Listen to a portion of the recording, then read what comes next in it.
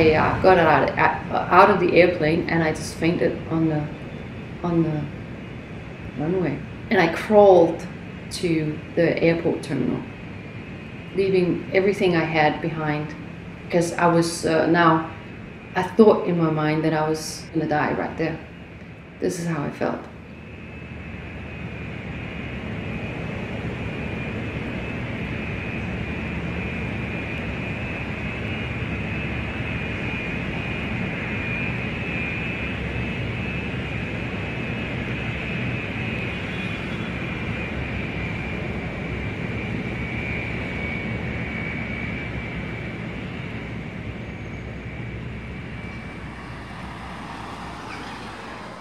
It was 92, 93.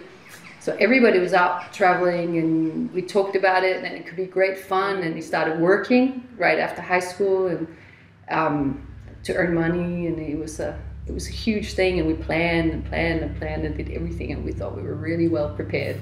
So we went. 2 weeks before entering Indonesia, we started taking the pills.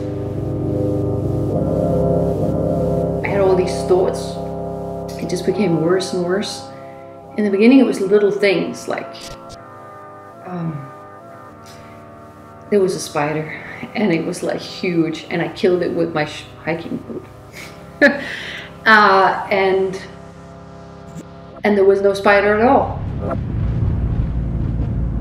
I made this hailstorm and this thunderstorm, and it was coming from me. The thunderstorm was real, but it came from me. And I could feel it in my whole body and my pores, that it was coming out of me. That was scary. I kind of realized something was wrong.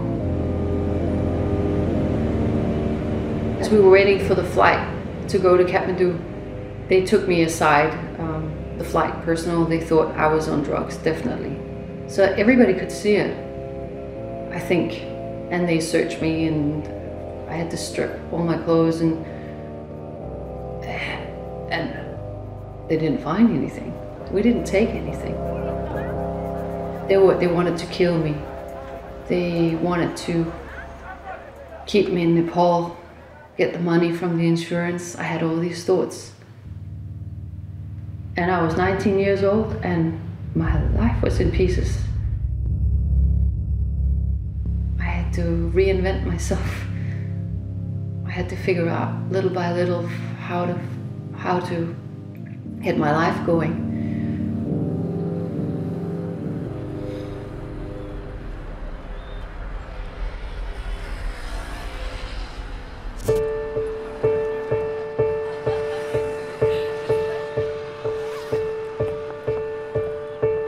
Welcome to this, our first session on our inquiry into whether the use of the anti-malarial drug Malarial for service personnel is an acceptable risk.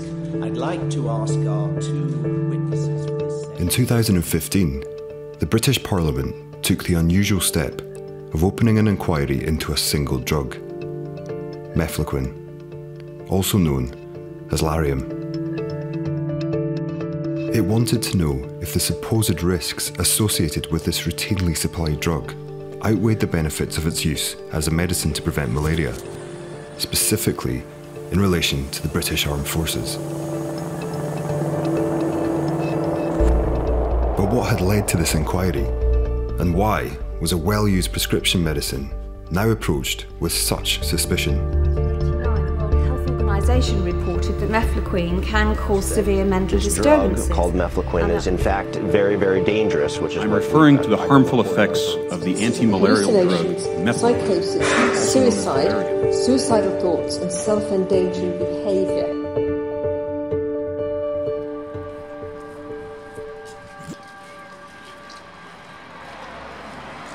This January, my husband saw a program on television telling about Mefloquine, and he rang me and he said, "I sent you mail, but you better be prepared for this." And I opened the mail, and there was a story about Malarial and the new scientific proof that there are side effects that are serious. I think 10 days I was on the internet.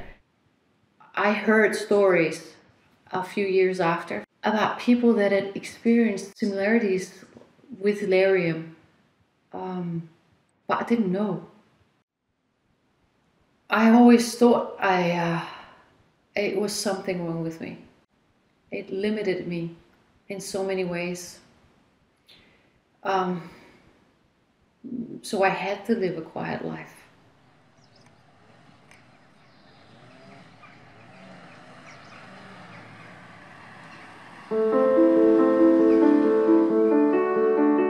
So the history of Mefloquine really goes back decades, over 70 years. The drug we had previously used, quinine or quinine, which is a naturally occurring substance, our supplies of quinine were essentially blocked by the Axis powers in World War II. And so, anticipating a long campaign in the South Pacific, the U.S. government brought together experts across the scientific community, including here at Johns Hopkins, for what was then really the Manhattan Project of malaria drug development.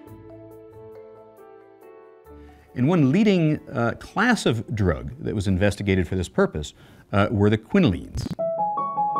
All of these drugs had disturbing toxicities associated with their use, and the U.S. military was very aware of one particular property of atabrine, its tendency to induce manic confusional psychosis. This was well understood even as World War II was starting.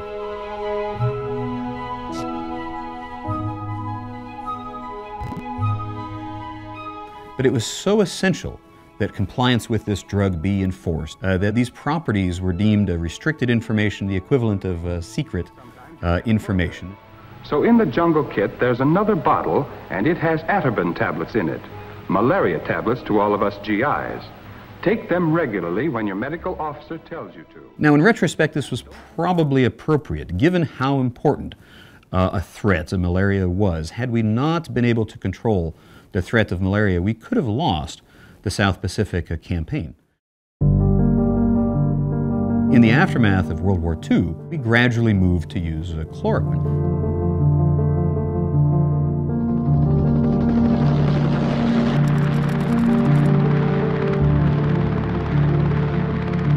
Being used so ubiquitously throughout the world, resistance developed to chloroquine. The malaria parasites found ways to overcome chloroquine, and so there was a need to develop a new drug.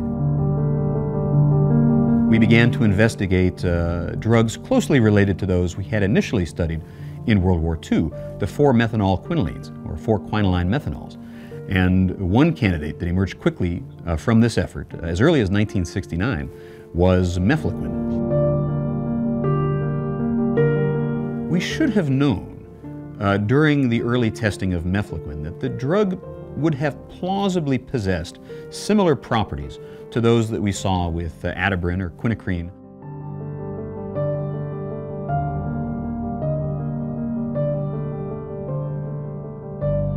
These tests continued through the 1980s, and the military was very eager to see this drug tested in widespread use.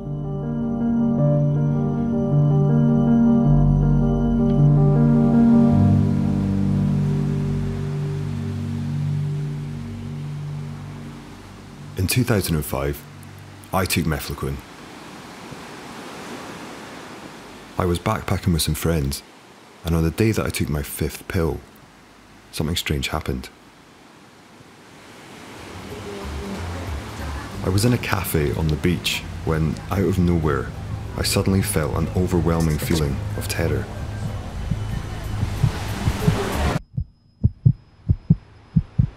Not knowing what to do, I ran outside.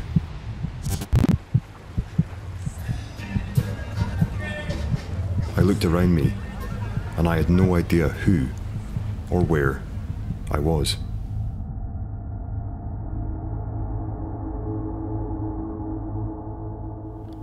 At that stage, I didn't know how much worse the experience would get, and for how long it would last.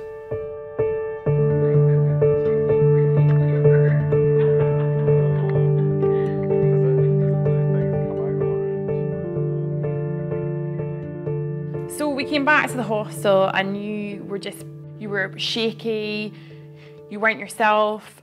I just didn't think that it was an infection or it was malaria or something like that because of how unlike yourself you were. The days continued and you were just becoming increasingly isolated from the group, and your behaviour was just becoming stranger and stranger. You'd shaved, you didn't wash, you were just in the same clothes. You were constantly paranoid, and you gave an alias when you checked in to the hostel.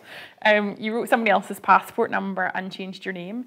You had lost grip of reality. And we actually had a conversation about whether or not we thought that you might try and kill yourself. Yeah, it was awful. It was awful.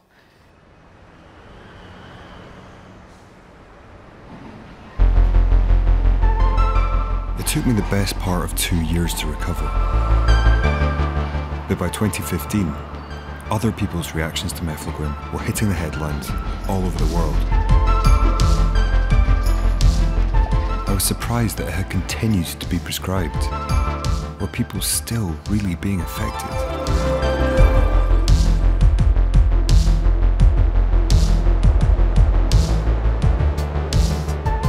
Maybe I can read something from the diary. Yeah, that'd be good. And I start with, I have seen God. I know my purpose. I am the Son of God. I'm here to make the world a better place. I can make my own religion. And you can be part of it. And then I say, what the fuck? A lot of question marks. What the fuck? Am I supposed to see this? Well, it's happening. WTF, WTF, WTF. I began meeting people through online support groups, set up to bring those affected by Mefloquine together. Every week, people from all over the world joined these groups, and Tim was one of them. Last year, the end of October, November, I went to Ghana. The Dutch system, they advised me about anti-malaria pills, and I thought, okay, I take Malarial, it's cheap, one pill a week, no problems. And it wasn't like they made me aware that it's pretty, that's a pretty big deal actually, Malarial. The first week was a total change for me. I had this feeling that I saw the light and I knew what I had to do with my life. That I am some kind of messiah, or I was talking very high of myself to my friends, and they were like, what is he saying? So the feeling of knowing everything gradually changed in chaos again, panicking, and I wanted to express myself, but no one was understanding me, and I was thinking so fast, but the environment couldn't react. I thought, maybe it's Malarial. And when I look back at it, I was aware of my sickness, or how you call it. You're aware, but you can't do anything about it. I couldn't change the way I was perceiving reality. Well known amongst kind of the expat community at the time that it was kind of the more dangerous drug. It hadn't, not the slightest history of having, issues to do with mental health. I remember having, I guess what we would call a panic attack, which I had never experienced before in my life. And then it kind of generated into this state of kind of non-stop crying, which then continued for about 2 days. And I remember thinking I had no idea why I was so upset. I ended up staying at home for the majority of that spring. People, when I told them what had been going on, almost everyone had known someone who had been affected by Malarial. That was the most surprising thing. These things, they came on at a very definite point in time, and it was when I took the Malarial. Losing weight, my mental emotional state was rapidly decreasing, anxiety, panic attacks. It was like this rage, this anger. I didn't know who I was anymore, because I was just responding to my daily life in such a different way. Oh, I was so unbelievably social before, like, you know, I used to play music, I used to go out to music, go out dancing, you know. Yeah, I was into enjoying my life. Yeah, so I, you know, have to enjoy walking to the letterbox now. It seemed that in recent years, throughout the world, Mefloquine was still being prescribed without much warning of its side effects, and some were still being seriously affected. So what about the situation in the UK? By 2015, the UK drug regulator had documented almost 7,000 reported adverse events, including 2,500 psychiatric disorders and 10 completed suicides. As a result, in 2013, the drug's manufacturer in the UK, Roche, stipulated that all health practitioners fully inform patients of potential side effects, assess their mental health background, and tell them what to do if they did experience a reaction. Back in 2005, I didn't receive anything like this degree of warning about the drug. If I had, I suspect I would have stayed well clear. But had things really changed? I went to find out. I tried to buy Mefloquine from 3 major British high street pharmacies.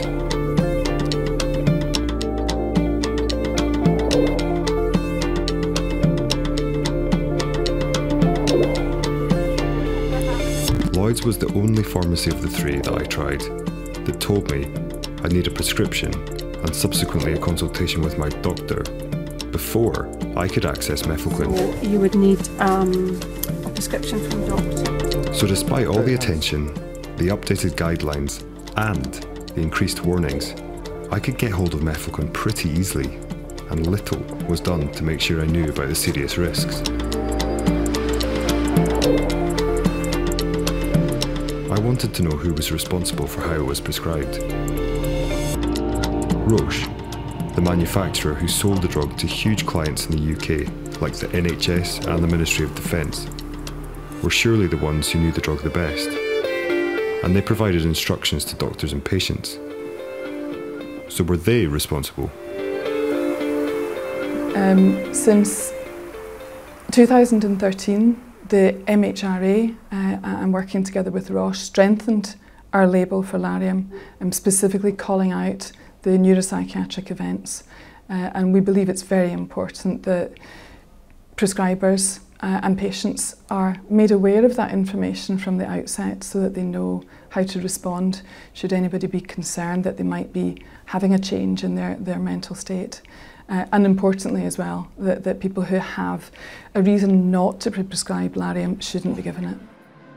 Roche told me that they were already aware that Boots was selling Mefloquine without prescriptions or assessing people beforehand, and that they were looking into it. But what about Superdrug, another major British pharmacy chain that was doing the same? As you followed up with Boots, do you think you would also follow up with other chains such as Superdrug who were giving the drug out without prescriptions? So that's something that we're currently looking into to understand what the other routes are that are available via a non-traditional way of prescribing. So it is something that we're looking into just now. I find this surprising. After years of media speculation about the side effects, numerous changes to the guidelines and warnings, and now a national inquiry, Roche were still looking into how the drug was given out. And I'd found that quite often in the UK, it was simply given out. So, who else was involved? It gets a little complicated. Aside from Roche, organisations like the MHRA and the World Health Organization provide advice to patients and doctors, and pass on adverse events reports to Public Health England's Advisory Committee on Malaria Prevention. And it's this committee's guidelines that appear to be the most influential in the whole process, and directly influence practice at the NHS and the MOD. A member of the committee agreed to talk to me.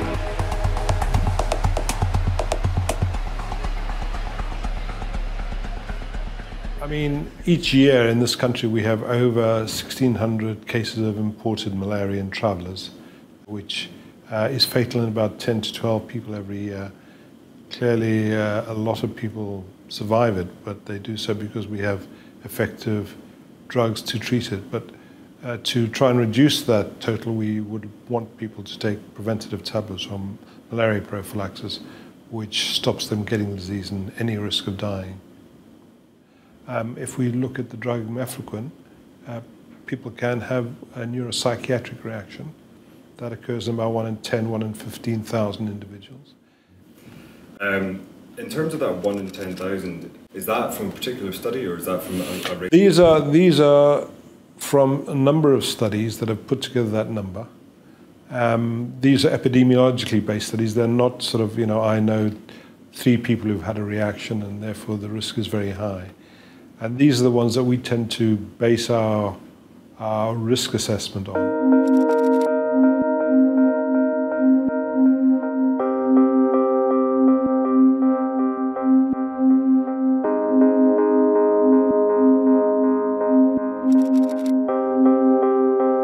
Unlike the manufacturer and the American and European drug regulators, in recent years the UK guidelines were unique in that they did not strengthen warnings about Mefloquine's psychiatric side effects or their potentially long-term nature. Definitely not swayed by public opinion, and that's been a challenge because we have at occasional been under a lot of public pressure.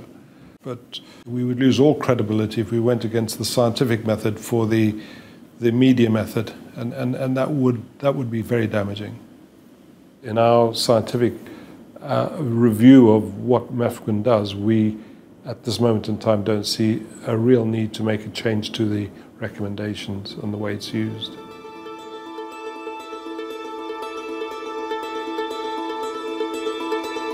Numerous scientific papers have been written about Mefloquine's side effects, but their findings on their strength and the likelihood of being affected were extremely varied. Although it was clear that Mefloquine had emerged from a family of drugs that cause psychiatric disturbances in some, I couldn't find a definitive study that proved what caused these side effects and how common they were in users. However, I came to realise that there was one population of Mefloquine users that could provide clearer and better documented data.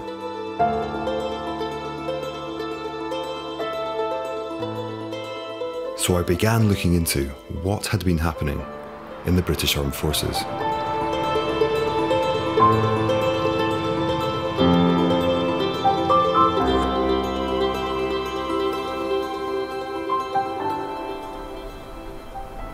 In 2003, I was 48 then. 2003? Yes, yeah. Malaria is probably most prevalent in Sierra Leone, so quite clearly. We needed to have some medical protection from it. I deployed to Freetown and I very quickly learned that the wider side effects that had been explained to me, like the dizziness, like the disturbed sleep, loss of memory and so on, seemed to be far more prevalent than I'd been expecting. Most members of the team preferred to throw away their Lariam rather than take it because of the range of side effects that they were suffering. They were having nightmares, dizziness, and particularly issues with anger management. It matched what we were being told were the side effects, but what was so surprising was that so many people were suffering from them. I had no idea, of course, then that not only was there a much broader range of side effects affecting more people, but actually those side effects, in a number of instances, were going to become chronic and life-threatening.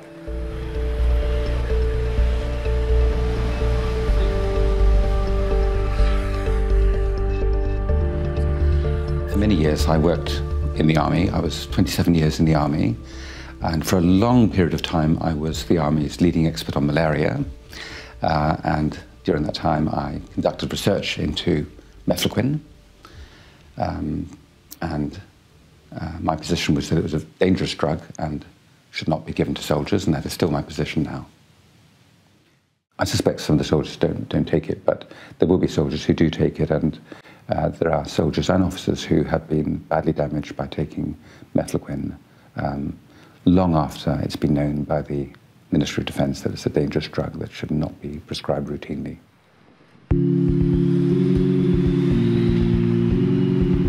As long ago as 1989, the World Health Organization reported that Mefloquine can cause severe mental disturbances and that the reported side effects were a cause for concern.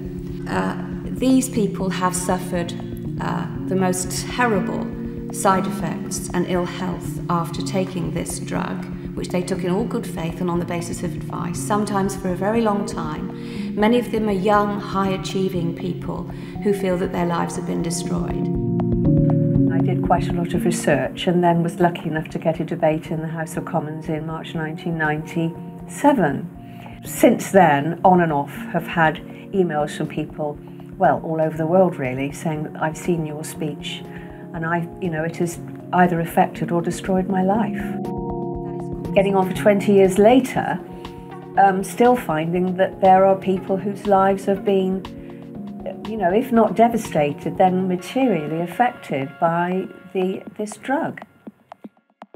One man said that he'd come back from a tour of duty and his wife had had a baby, and he was terrified to pick up the baby. He thought he might harm it.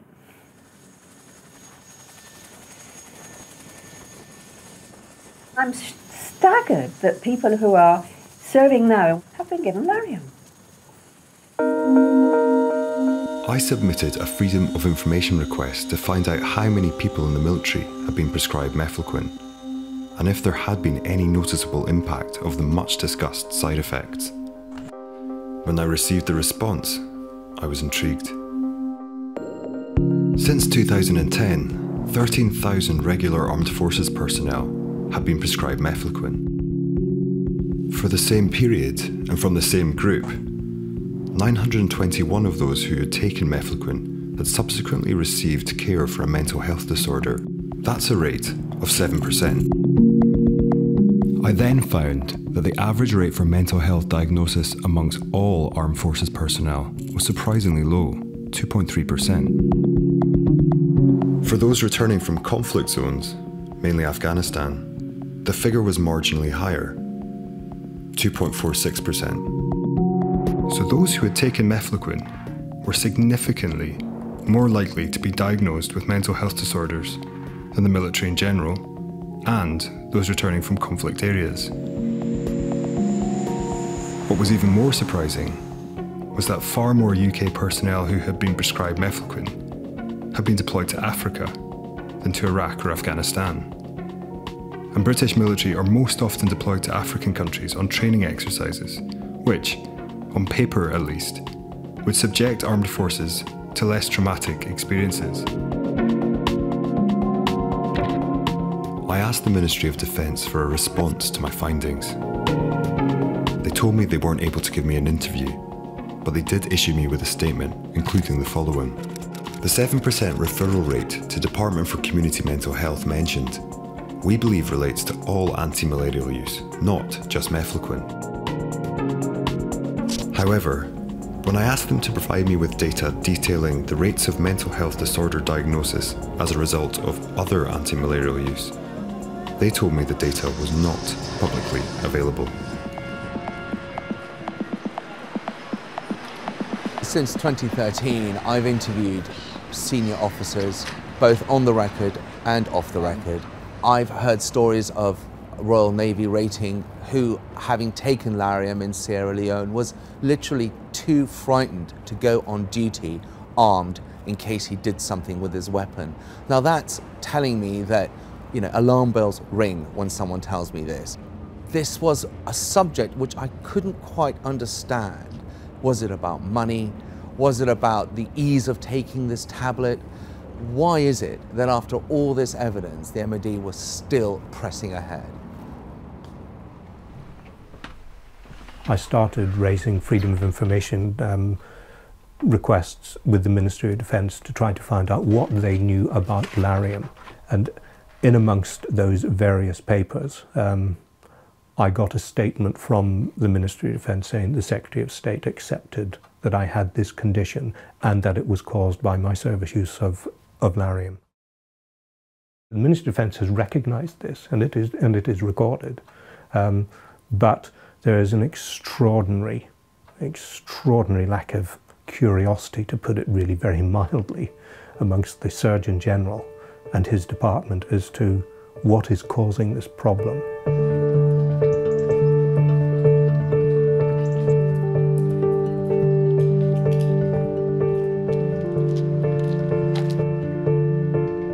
The MOD responded with an interesting statement. Interesting for two reasons. First, it stated that mefloquine was rarely prescribed, and that it was only given to a tiny percentage of armed forces. But between 2007 and 2014, almost 170,000 individual armed forces personnel were deployed overseas, and for the same period, 16,000 personnel were prescribed mefloquine. That works out as almost 10%, which doesn't seem all that tiny. The Ministry of Defence were appearing defensive. Secondly, the statement claimed that mefloquine was taken safely, and that since 2013, every soldier was given a full mental health risk assessment prior to prescribing.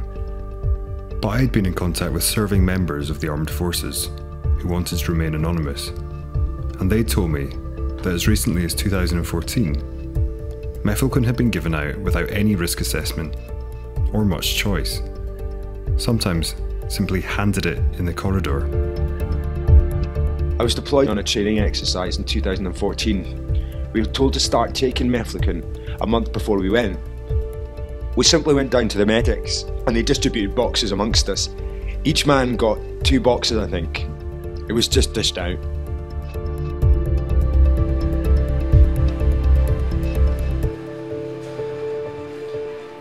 One of the quite shocking things that I found was that people were quite literally reporting having been given the Malarial with their tropical kit.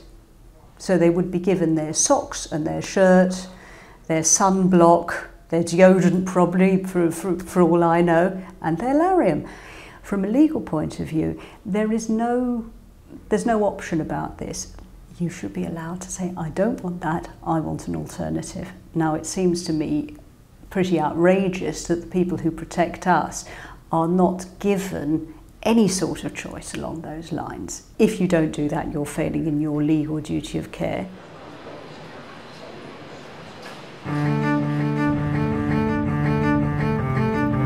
For a drug that was available so widely to the public, the mefloquine story in the UK appeared very closely linked with its use in the military. And I had now found that soldiers were more likely to experience mental health problems while taking it. This was particularly surprising when I learned what had already taken place further afield.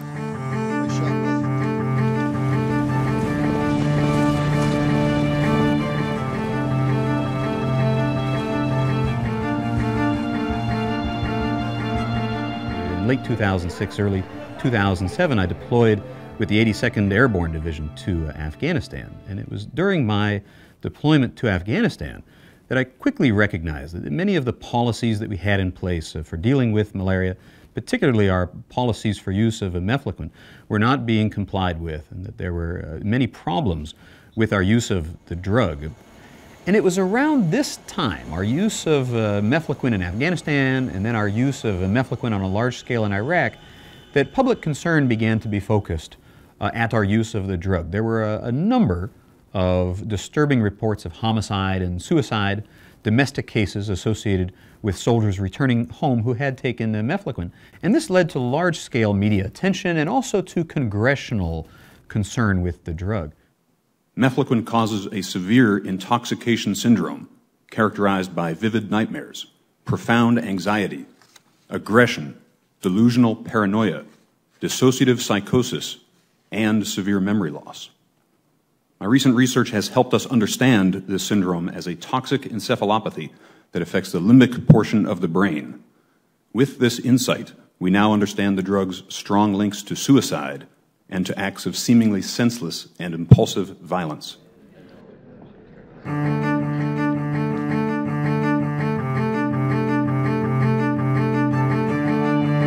There have been a number of cases where behavior due to mefloquine may have played a plausible role, but this was not raised at trial. There was one case amongst these that has received more attention than any other. A Freedom of Information request reveals that on the 29th of March 2012, an adverse event report was issued to Mefloquine's manufacturer, Roche. Seemingly submitted by a pharmacist, it describes how a soldier in the US Army who was taking Mefloquine had killed 17 Afghanis. It is unclear where the actual report was originated, and the soldier is not specifically named. However, only one event near the time of the report fits the description. On the 11th of March 2012, 2 weeks before the adverse event report was filed, Sergeant Robert Bales left his camp in southern Afghanistan in the middle of the night and shot dead 16 unarmed Afghani villagers in their homes. Bales, who had previously sustained a brain injury, pled guilty in court and stated that he had no explanation for what he had done. Bales' lawyers had initially planned to argue that he was insane at the time of the massacre, but the Los Angeles Times says such cases are hard to prove. Still, the defense says Bales' mental problems should rule out the death penalty.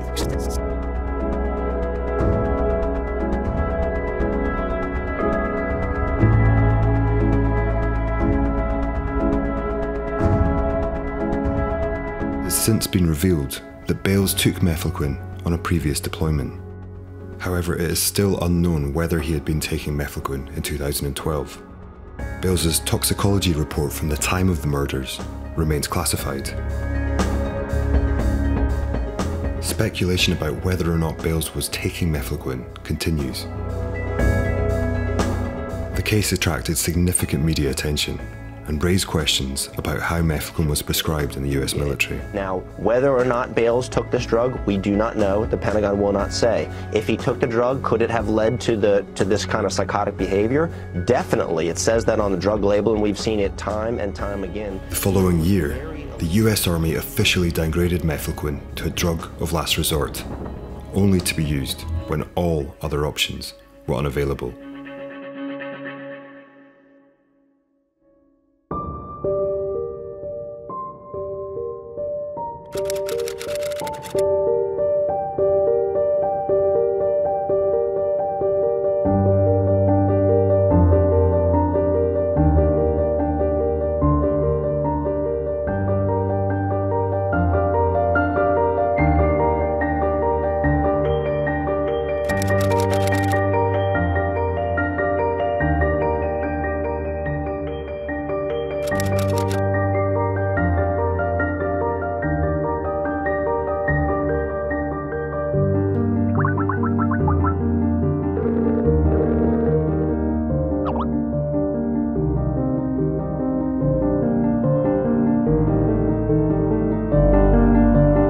In June of 2009, I was stationed in Guantanamo Bay, Cuba with the 629th Military Intelligence Battalion.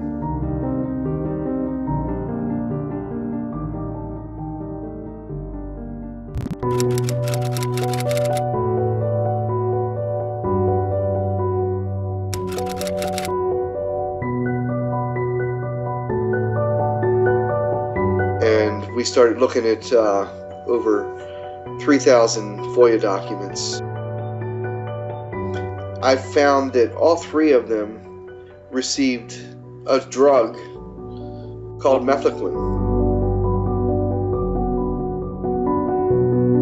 They received the drug on their first, within 24 hours after their arrival into Guantanamo. They had the dosage in the autopsy reports of how much mefloquine they received when they initially arrived in Guantanamo. These guys were getting 5 times the dosage of what any normal human being was supposed to receive, so I knew it was something very suspicious about this.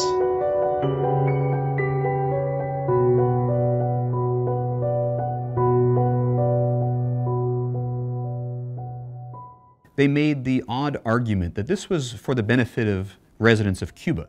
But mefloquine has no effect on the form of the malaria parasite that actually transmits disease. So if a detainee were given mefloquine and a mosquito were to bite the detainee, that stage of the parasite that transmits disease would still be alive and would not be affected by mefloquine. It's possible that the use of mefloquine at Guantanamo was simply erroneously directed by individuals who lacked training or familiarity, who were not familiar with best practices. The other possibility, which is clearly deeply troubling to consider, could we have been using mefloquine to increase the types of symptoms, the discomfort that the detainees were experiencing for the aid of enhancing interrogation? Given that many of the forms of torture we employed resulted in many of the same effects. The American Department of Defense bases its medical policies on recommendations from the Center for Disease Control. In 2004, the CDC recommended that mefloquine should only be used when no other treatment options are available. The 2 treatment options that they did recommend were readily available. And the guidelines note that mefloquine is associated with a higher rate of neuropsychiatric reactions when used at treatment doses. I had found that the practice of administering high doses of mefloquine to detainees on arrival continued until at least summer 2005, a whole year after these guidelines were published. No one at Guantanamo was ever given this drug except the detainees themselves. When you question the DOD about who came up with the policy of mefloquine in Guantanamo, they won't tell anyone who came up with that policy. No one knows where it came from.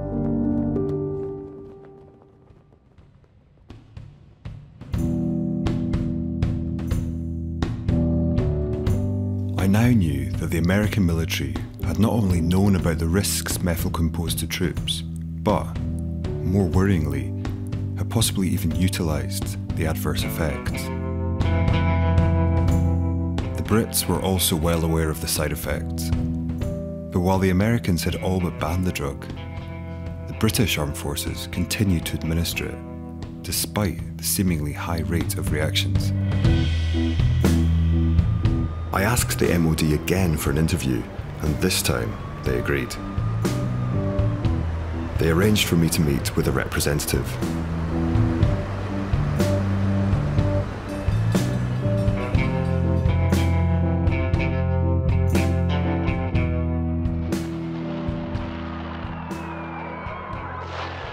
In the First World War, malaria was a massive disease, and we forget these days how important it was to military forces. So, for example, there was a campaign in Eastern Europe, the old Eastern Front at Salonika. From malaria alone, there were 146,000 people evacuated to the UK just from malaria as a disease. So this was a massive impact on British military forces at that time. World War II, again, malaria caused huge operational impact throughout the Asia-Pacific region. The US Marine Corps had massive problems throughout their campaign fighting their way through the Philippines and the Solomon Islands. Malaria has continued to pose a threat to British troops wherever they deploy in the world. We don't choose to go to rich five-star resorts. In general, we tend to fight wars in strange foreign places with strange foreign diseases. And that's the nature of what we do these days.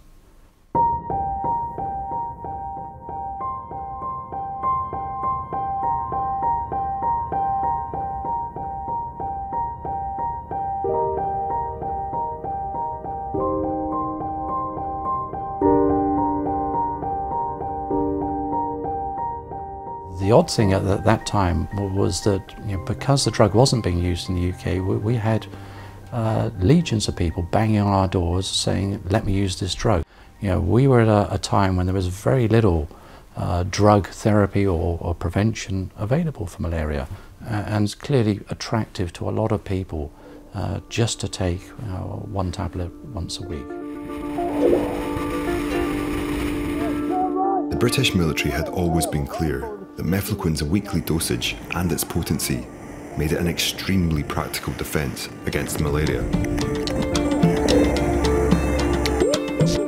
Mefloquine has been, and continues to be, an attractive tool for the armed forces, despite the potential for serious psychological side effects.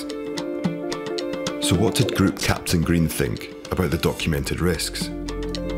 He also, along with Dr. Behrens, happened to be a member of Public Health England's Advisory Committee on Malaria Prevention. The committee's influential guidelines maintain that mefloquine is an important prophylactic, tolerated by the majority of travellers. The reason, why has this data not proven anything? Well, it suggests that whilst adverse effects may exist, they're certainly not of a level that are easily measured and of an extent or indeed severity and very common to stop people advising the drug.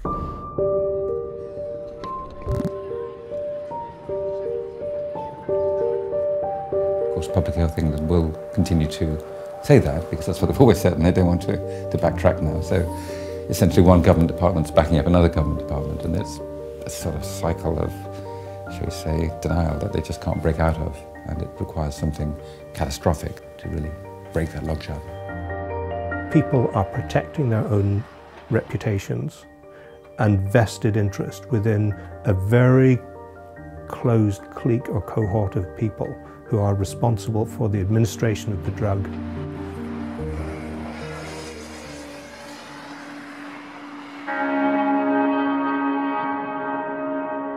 The UK guidelines still seemed at odds with much of what I'd heard. I decided to look one last time at the studies.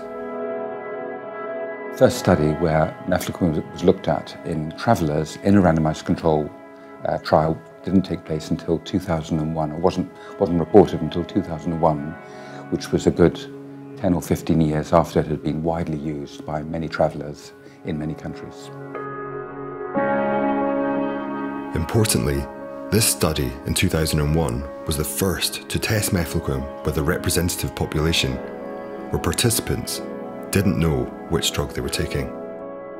It's one of only a few studies that have tested mefloquine using this rigorous method. These studies have given mixed results, but have all found mefloquine to cause moderate to severe neuropsychiatric side effects in a sizable portion of users, from 14 to 37%. This contradicts a much referenced major study by the US military, which looked at thousands of hospital records. It found that the percentage of mefloquine users hospitalised with a mental health disorder was negligible. However, not many of the people who I had met who'd suffered from the effects of mefloquine had been admitted to hospital. In fact, for some that I talked to, it had taken years, even decades, to even discover that mefloquine may have been the cause of their mental health disorders. What no study has managed to determine is how long sufferers are likely to be affected. I too still had my bad days, sometimes weeks, when those early experiences haunted me. And the truth was that despite countless studies and theories, more was still unknown than known about how mefloquine affected the brain. And by 2015, people wanted answers more than ever.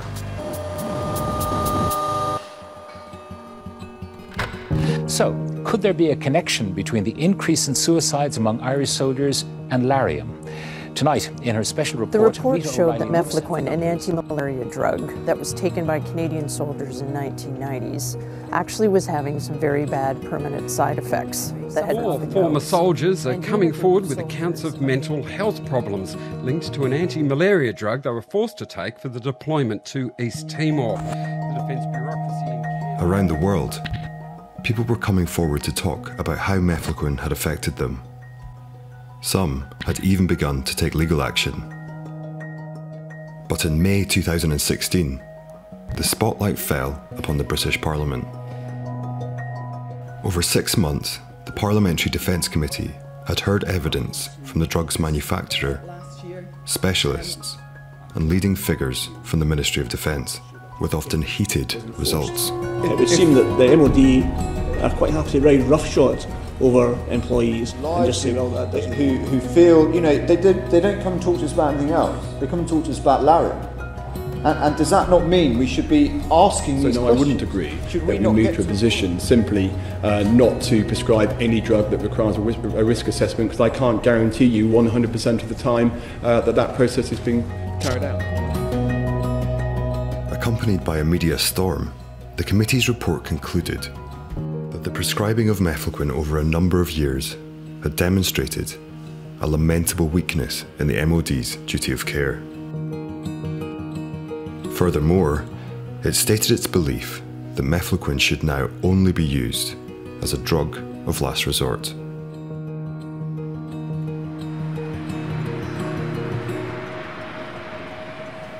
Then finally, the government spoke out. In an official response, they acknowledged that changes needed to be made. Face-to-face risk assessments prior to prescribing would now be mandatory, and alternative drugs would be offered to troops. However, the government maintained that Mefloquine remained an appropriate drug for those willing to take it, and, crucially, rejected the proposal of designating Mefloquine a drug of last resort.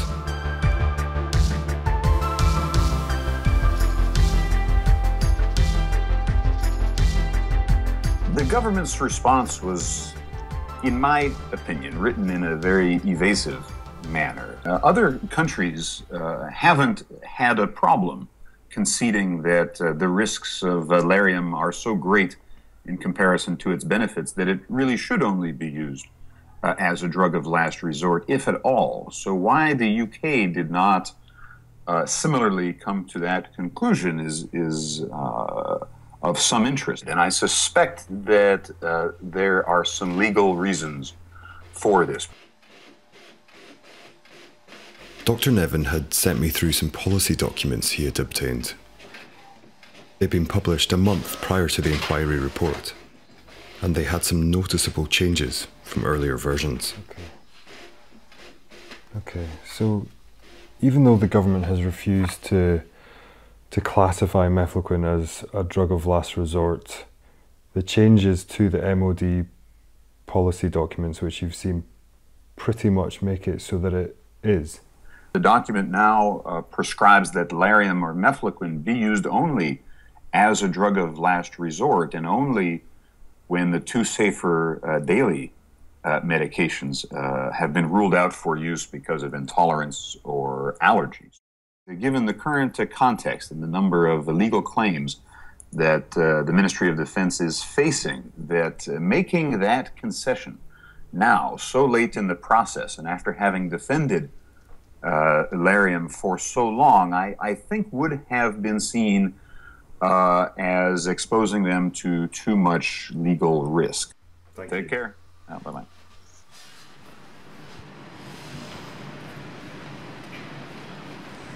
So at the moment we're dealing with well over 500 people who've come to us and said that they feel that they were harmed. So what I'm going to invite the Ministry of Defence to do is agree a process which will make the claims as smooth as possible for our clients by minimising the areas of disagreement.